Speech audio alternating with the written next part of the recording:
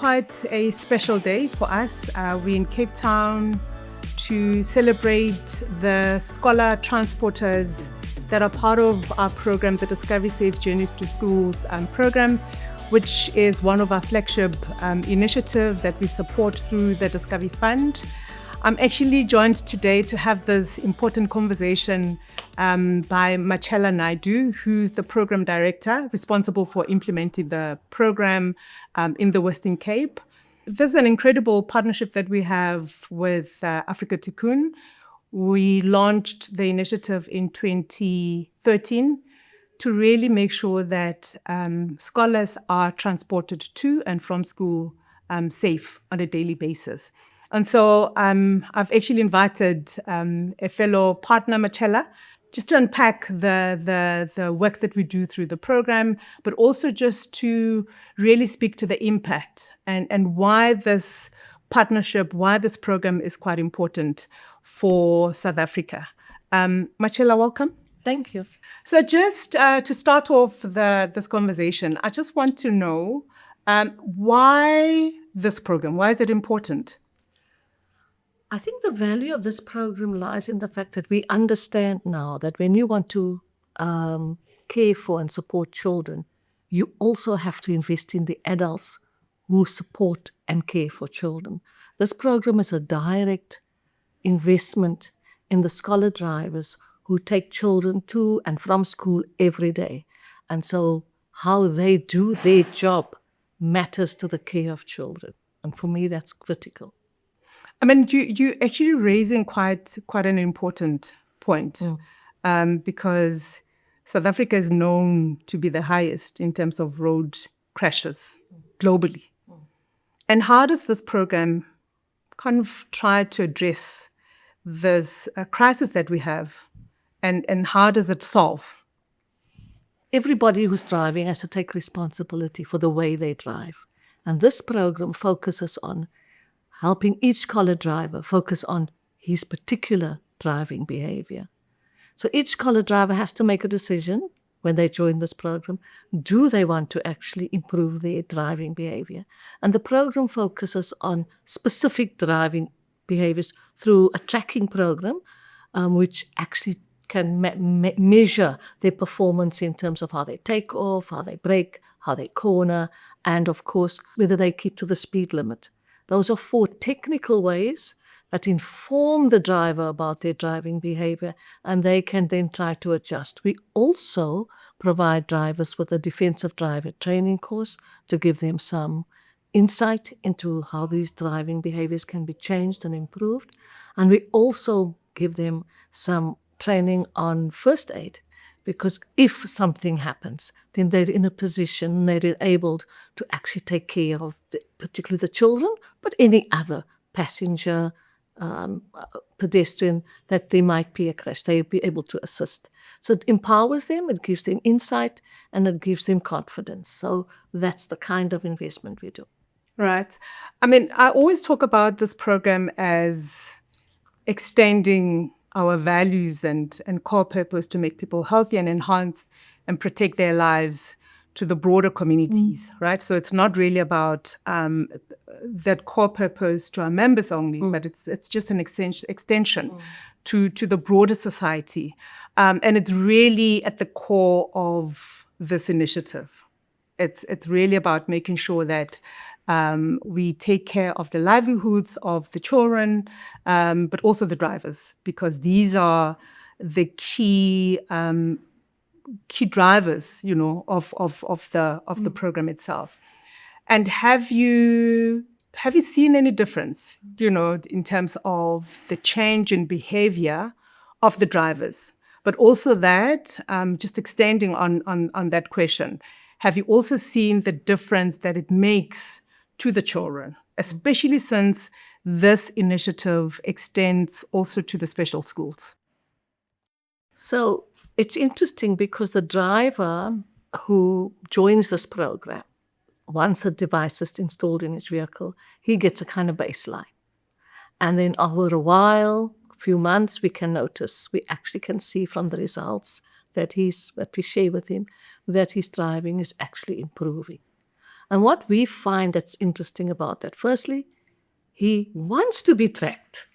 He wants to learn that he is doing better, and he wants to see the evidence. And that seeing the evidence, the results in the driver almost wanting to do even better. So in a way, this program incrementally helps a driver to improve their driving behavior, but to be conscious that they are improving their driving behavior. This is not somebody else doing something on their behalf. This is their decision and their action and their result and what they do with it. And then, of course, when we reward them, some drivers know that they're not necessarily going to win, but they come to support the others who have won. And so there's a camaraderie about people who are committed to improving driving, but also for the purpose of driving more safely. It's not just I'm the best driver. It's I'm driving more safely because I have chargers in my car. I have children in my car and their future matters. And they talk like that. Some of these drivers actually, just to have a slight anecdote, provide after school holiday programs when the school closes, because they have now got to the stage where they care beyond just the driving and the transporting. So that's, for me, an important behavior change. It's an investment. What we also see is that our results show that over 12 years, we haven't had a crash among the drivers who are on our program, because we can track that. And that means that there haven't been children who've been injured or who have died in the care of these drivers. So for me, it's a very big gain and impact. It also means that fewer children have ended up in hospital where the care is expensive and complicated. It also means mothers haven't had to leave work and therefore lose days' work. So that's the impact. And the other impact is, of course, that as these drivers get known on the road, a number of the winners, people know them in their communities and know that they drive safely and talk about the fact that they drive safely. So you hear these anecdotal stories about these scholar drivers who are on this program. And so the impact is beyond just the driving safely and winning. It's known to people that these people are good and they care. And that matters, I think, to parents, to community members. It matters that our children are being driven in a way which is both safe and caring. We always talk about just partnership as being the biggest asset, that we have, but also that could scale the program. And so the idea of this is a best practice model. We've seen the results. Data doesn't lie.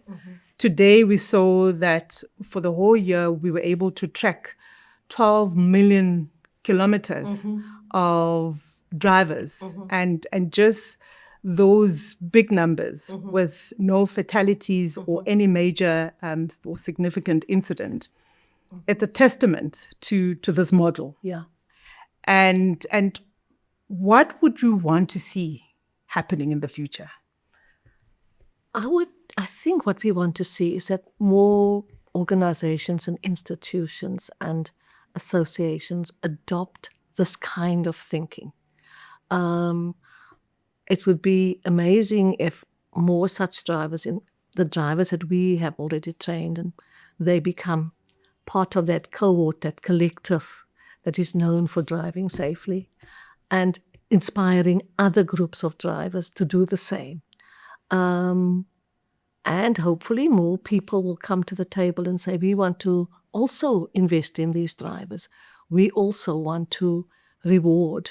We also want to see that more drivers are doing the job that they've set out to do in a way that they should be doing it, rather than us always decrying when being upset when there's a crash, which we should be upset about, but we shouldn't be waiting for that moment of the crash to express our outrage. We could be investing so that we have a better outcome. So just on a personal note, I always admire, the energy that you have. At the heart of this program is really your hard work. And so the question is what actually makes you to wake up at night, just thinking of the program. What excites me is that we have a growing number of people who want to build the common good of safety. Safety on the road is a good we can all benefit from. And I am always inspired when people, groups, including myself, make it possible that we grow what I call the dividend of the common good. Sometimes these are small programs in size, but the reach is much beyond who they are. And so that actually does excite me. I know that might sound strange, but it does make me feel happy that is being grown. It's almost like knowing that you have a fresh, clean park somewhere where you can sit under a tree and just rest for a minute, because you may not have such a facility where you are at home. And that's good for everybody. Right. So having scholar drivers who are driving safely, knowing that they are on the road, I may be driving behind them and I'll be safer because I'm near them, makes me feel happy. Does something worry me? Can we get our systems to work faster in government, to be able to process things so that people who are willing to take on this job can do it more quickly and be more efficient because the services are being more efficient? I'm particularly inspired by the people I work with. So whether it's my own team or whether it's the Discovery team or whether it's the drivers, every good piece of goodwill makes it easier to get up the next morning. Thank you. I mean, on that note, Marcella, this has been incredible. Thank you. You always inspire us, as the team at Discovery, just collaborating with your team at Afrika Tikkun. We're quite excited about our next chapter. Mm-hmm. And I always say that this time of the year, for me, there's surge in energy. I just feel inspired and quite excited to actually be with the drivers, just the energy that is here. Yeah. So thanks to you for having this conversation. Thank you for the partnership, and I wish us both well into the future. We have to keep moving forward. There we go. This was a conversation, very important conversation that I had with Marcella. It is a call to action. We really call upon more partners to actually partner with us in this very important initiative. Just imagine a world where each and every scholar in South Africa is transported to school safely each and every day.